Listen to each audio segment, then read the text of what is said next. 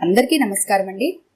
ఈరోజు మనం డి సూరిబాబు గారు రచించిన అంతేగా అంతేగా అనే ఓ చక్కటి కథను విందాం.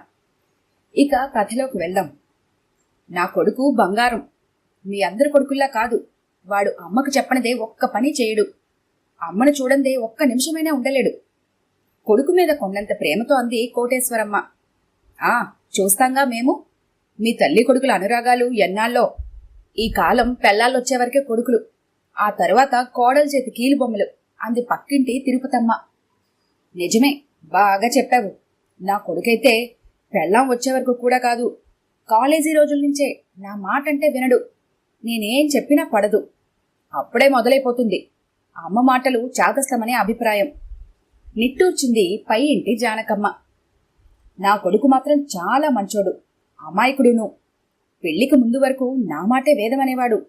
ఈ మధ్య పెళ్ళై 6 నెలలైందో లేదో ఆ వగలాడి ఏం మందు పెట్టిందో గాని నేను ఎడ్డవంటే తెడ్డం అంటున్నాడు.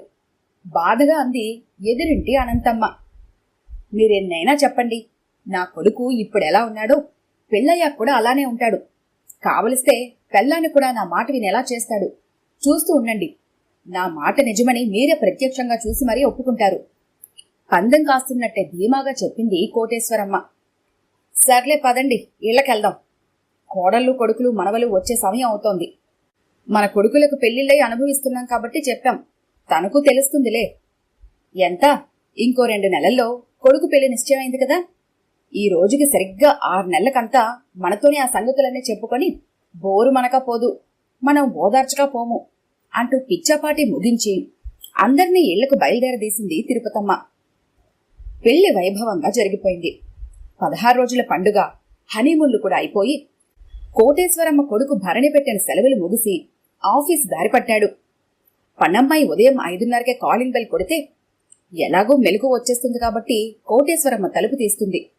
ఇల్లు తుడవటం, దగ్గరుండి గిన్నెలు కడిగించటం, బట్టలు ఆరేయించి అది వెళ్లేసరికి 7 గంటలవుతుంటే అప్పుడు నిద్రలేచి ముఖం కడిగి బాల్కనీలో పేపర్ చదువుకుంటూ కనిపించింది కొత్త కోడలు ఉష. ఏదో కొత్త కదా అనుకుని మొదటి రోజు ముగ్గురికి కాఫీ కలిపి కొడుకు చేతికి 2 కప్పులిచ్చి తానొకటి పుచ్చుకొని హాల్లో టీవీ చూస్తూ తాగాక తను చూస్తున్న అరగంట ప్రోగ్రాం ముగిసిన భర్తతో కబుర్లు మాని వంటగది వంకే రాలేదు కోడలు. మొదట్నుంచి గ్రిప్పులో పెట్టుకుంటే అత్తగారి నెత్తిన కూర్చొని ఆడిస్తుందన్న భయంతో తను అలాగే సోఫాని అంటిపెట్టుకుని ఉండిపోయింది. కోడలు కూడా ఉద్యోగినే కదా, ఏం వండి పట్టుకుపోతుందో చూద్దామని. 9ంటికి ఇద్దరూ స్నానాలు ముగించి బ్యాగులు వీపునేసుకుని బాయ్ బాయ్ అంటూ బయటపడ్డారు. ఓర్ నాయనోయ్, చూడబోతే అక్కడ పక్కన వాళ్ళు అన్నట్టే నా ఇంట్లోనే జరిగేలా ఉందే. దీన్ని మొగ్గలోని తుంచెక్కపోతే అందరి ముందు చులకనైపోతాను అనుకుంది కోటేశ్వరమ్మ. సాయంత్రం 6:30, 7ంటికల్లా ఇంటికొచ్చేసే కొడుకు ఆ రోజు రాత్రి 9 అయినా రాలేదు. కోడలు అంతే. ఎలాగైనా కోడలతోనే రాత్రి వంట చేయించి తినాలన్న కోరిక ఆదిలోనే హంసపాదై ఆకలికి తనకైనా కావాలి కదా అనుకుని దోసల పిండి ఉంటే వేసుకుని తిని పడుకుంది. రాత్రి 10ంటికొచ్చారిద్దరు. ముభావంగా ఎందుకింత లేట్ అయిందని అడగకుండా తన గదిలోకి వెళ్లిపోయింది కోటేశ్వరమ్మ. వాళ్లు కూడా ఆఫీసులు అయ్యాక అట్నుంచటే సినిమా చూసి వస్తున్నామన్న రీజన్ చెప్పాలి అనుకోలేదు. మర్నాడు ఉదయం పని మనిషి ఎంత కాలింగ్ బెల్ కొట్టినా లేవలేదు కోటేశ్వరమ్మ. నిద్రకు డిస్టర్బ్ అయ్యి కొడుకే వెళ్లి తలుపు తీశాడు. ఆ తర్వాత లేచి తన కోసం మాత్రమే కాఫీ కలుపుకుంది. కనీసం కాఫీ అయినా లేకపోయేసరికి అప్పుడు అమ్మ గుర్తొచ్చి, అమ్మా కాఫీ అన్నాడు. ఇంకా నేనెందుకు కాఫీ ఇస్తానురా, నీ కొత్త పెళ్ళాన్ని అడుగు. అసలు నాకు కూడా తనే ఇవ్వాల్సిందే. ఇంట్లో పెద్ద చిన్న అన్న మర్యాద గౌరవం ఏమైనా ఉంటే కదా అంటూ తాగేసిన గ్లాసు పనమ్మాయి చేతికిచ్చి టీవీ చూస్తూ కూర్చుంది. తప్పదన్నట్టు భార్యను నిద్రలేపాడు. ఉషా, త్వరగా కాఫీ కలుపు, నేను స్నానానికెళ్ళాలి అంటూ దుప్పటి ముఖం మీద నుంచి తీసి సెల్ ఫోన్లో టైం చూసి 6:30గా, అప్పుడేనా? నాకు అసలే కాఫీ కలపటం సరిగా రాదు. అత్తయ్యని అడగవా ప్లీజ్? అలాగే నాకు కూడా అంది. అడిగా, కొత్త కోడలు వచ్చాక కూడా నేనెందుకు కాఫీ ఇవ్వాలి? అసలు నాకు కూడా కోడలే కదా ఇవ్వాలి అని అమ్మ కోపంగా అంది. చెప్పాడు కబ్బోర్డ్లోంచి బట్టలు తీసుకుంటూ. అదేంటి, అలా అయితే నువ్వు పెట్టచ్చుగా. నేను నీకన్నా ఎక్కువ శాలరీ ఉద్యోగం చేస్తున్నా కదా. ఆవిడేం చేస్తుంటారింట్లో? ఖాళీగా ఉంటే ఏం తోస్తుందంట? మా అమ్మ అలానే అనేది. నేను ఏ పనైనా చెయ్యబోతే అమ్మకు అత్తకు అదే తేడా. అమ్మలేమో ఉద్యోగం చేస్తోంది కదా, అలసిపోతుందని అర్థం చేసుకుంటారు. అత్తలు మాత్రం సంపాదించే కోడలు కావాలి, ఇంట్లోనూ చాకరీ చేయాలి అంటారు. విసుక్కుంది ఉషా. నువ్వొక అమ్మాయివై ఉండి నీతోనే మీ అమ్మ పని చేయించలేదు అంటున్నావు కదా, ఇక అబ్బాయినైనా నాతో మా అమ్మ ఎలా పని చేస్తుంది అనుకుంటున్నావు? నీకు కనీసం కాఫీ పెట్టడమైనా వచ్చు, నాకైతే అది రాదు. ప్లీజ్ ఇక మాటలు కట్టిపెట్టే లేవా అన్నాడు భరణి బాత్రూంలోకి వెళ్ళి తలుపేస్తూ. అయితే వెళ్ళి క్యాంటీన్లోనే తాగండి, చెప్పింది మళ్ళీ ముసుగు పెట్టుకుంటూ. చిచ్చి, అందుకే నా ఫ్రెండ్స్ ముందే అన్నారు పెళ్ళయ్యాక మొదలవుతుంది అసలు నరకమని. ఇప్పుడు రెండిటికి చెడ్డ రేవడ్లా తయారైంది నా బతుకు అని విసుక్కుంటూ తనే వెళ్లి కాఫీ కలుపుకొని తాగి ఫ్రెష్ అప్ అయి తన పాటికి తన ఆఫీస్కి వెళ్ళిపోయాడు. లేటుగా నిద్రలేచిన ఉషా అత్తగారిని అసలు పట్టించుకోకుండా తయారై వెళ్ళిపోయింది. సాయంత్రం భరణి కంటే తొందరగా ఇంటికొచ్చేసి హాల్లోనే కూర్చొని ఫోన్లో తల్లికి అత్తగారి మీద కంప్లైంట్ చేస్తూ మాట్లాడటం మొదలుపెట్టింది. అమ్మా, నాకిక్కడ ఉండాలనిపించడం లేదు, మన ఇంటికి వచ్చేస్తాను. మా అత్తగారు కావాలని సాధిస్తున్నారు. ఆవిడ మాటలే మా ఆయనకు వేదం. ఆమెకు బుద్ధి చెప్పుకోలేక నా మీద చిందులేస్తున్నారు అంటూ అవతల ఏమి రెస్పాన్స్ వచ్చిందో గాని బ్యాగ్ పుచ్చుకొని అమ్మగారింటికి ప్రయాణమైపోయింది ఉషా. భర్తకు మాత్రం ఫోన్ చేసి నేను మా అమ్మ వాళ్ళింటికి వెళ్తున్నాను అని చెప్పింది. కోటేశ్వరమ్మకు దిమ్మ తిరిగి మైండ్ బ్లాంక్ అయినట్టు అనిపించింది.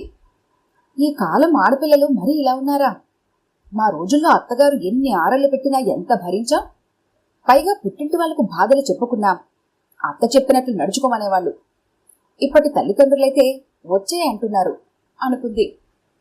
భరణి రాత్రి 8 ఇంటికొచ్చాడు. తల్లి భోజనం వడ్డిస్తుంటే, అమ్మా, నిజంగా నువ్వు చేయలేకపోతున్నావా చెప్పు, వంటమ్మాయిని పెట్టుకుందాం, నీకు శ్రమ తగ్గుతుంది.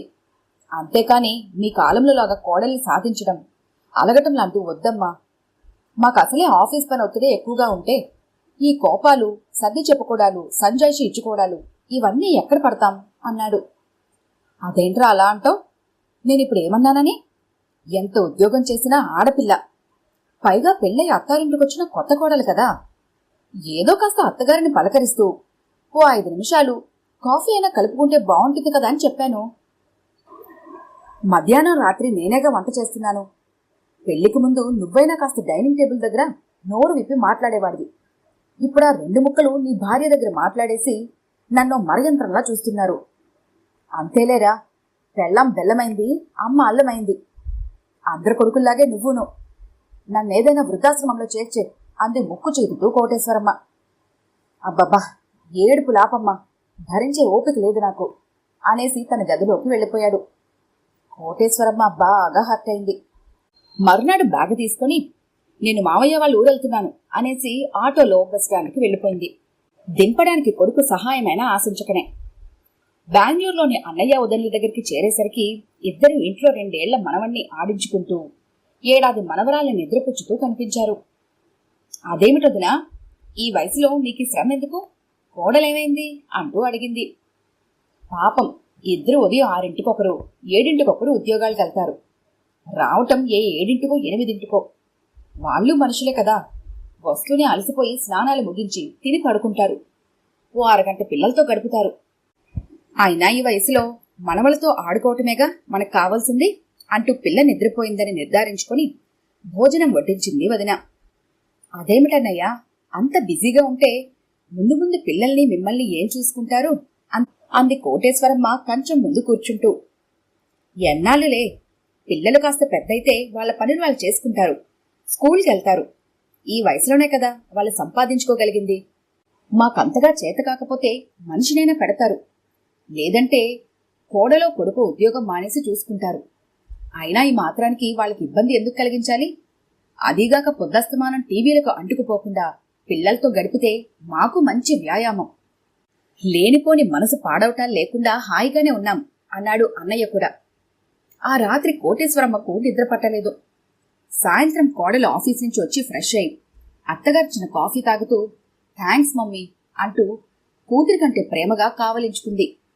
అలాగే తనను పరిచయం చేయగానే ఎంతో ఆప్యాయంగా పలకరించింది. అన్నయ్యతో అయితే మామగారన్న తారతమ్యం లేకుండా, పప్పా మీరెళ్ళి త్వరగా పడుకోండి, నేనొచ్చేశాగా, చూసుకుంటా వీళ్ళని అంటూ చెయ్యి పట్టుకుని తన భుజం ఆసరా ఇచ్చి మరి గదిలోకి తీసుకెళ్లి వదిలొచ్చింది. కొడుకు అంతే, మరో అరగంట లేటుగా వచ్చినా సారీ మా, ఇవాళ కాస్త లేట్ అయింది అని అందరితో భోజనం చేస్తున్న 10 నిమిషాలైనా ఎంతో ప్రేమగా మాట్లాడి వాళ్ళమ్మ సర్లేరా ఇక నువ్వు వెళ్ళి రెస్ట్ తీసుకో అన్నాకే గదిలోకెళ్ళాడు. రాత్రి పిల్లల్ని తమ గదిలోనే పడుకోబెట్టుకొని పెద్దవాళ్లను హాయిగా నిద్రపోనిచ్చాడు. వాళ్ల మందులు సరిగ్గా తీసుకున్నారో లేదో గుర్తుపెట్టుకుని కనుక్కున్నారు. ఇంటి పనికంతా పనమ్మాయి ఉంది. వంటకు పెడతామంటే వదినే వద్దన్నట్టు తెలిసింది. మర్నాడు ఉదయం ఇంటికెళ్తా అన్నయ్య అంటూ మరో 2 రోజులుండమని వాళ్ళంతగా బలవంతం చేసినా ఆగకుండా బయలుదేరింది కోటేశ్వరమ్మ. ఉషా అమ్మ వాళ్ళింటికి వెళ్లేసరికి అనుకోకుండా అర్జెంటు పనిపడి వాళ్ళు వేరే ఊరెళ్లారని పక్కింటి వాళ్ళు చెప్పారు. తిరిగి అత్తారింటికెళ్తే చులకనవుతుందని ఊళ్ళోనే ఉంటున్న తన పెద్దనాన్న కూతురు మమత వాళ్ళింటికెళ్ళింది. మమత చాలా ఆశ్చర్యపోయింది అనుకోకుండా ఉషా వచ్చినందుకు.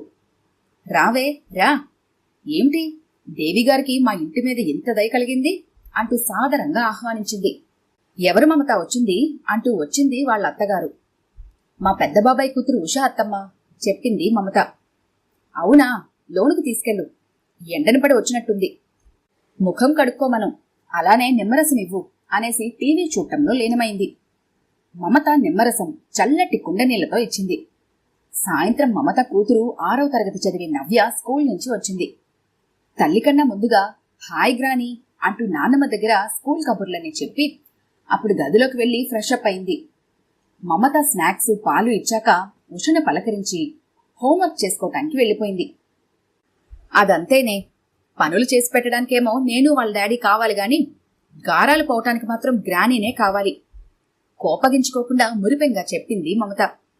ఆఫీస్ నుంచి వచ్చిన బావగారు ఉషను ఎంతో ఆత్మీయంగా పలకరించారు.